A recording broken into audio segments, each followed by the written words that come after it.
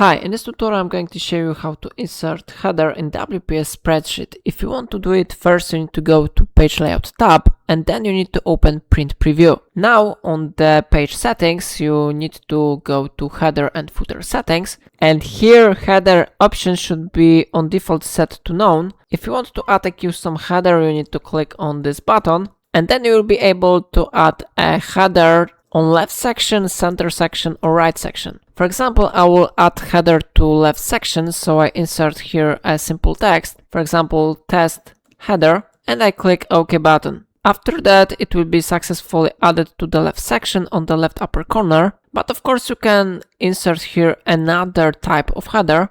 If you will go to custom header, you will be able to add here a page number, number of pages, date, time, file path, file or sheet name. And of course you can insert here a picture if you want, for example, picture with a brand name. So I click insert picture and this time I will add a tile. So I select here this one image and I click open button. After that I click OK. And how you see image has been successfully added to the header. So now I click OK button to save changes, and how you see it really works, yeah. So in this way you can easily insert headers in WPS Spreadsheet. If I helped you to do it, remember to like this tutorial and subscribe my channel. Please let me know in comment if it's of your problem.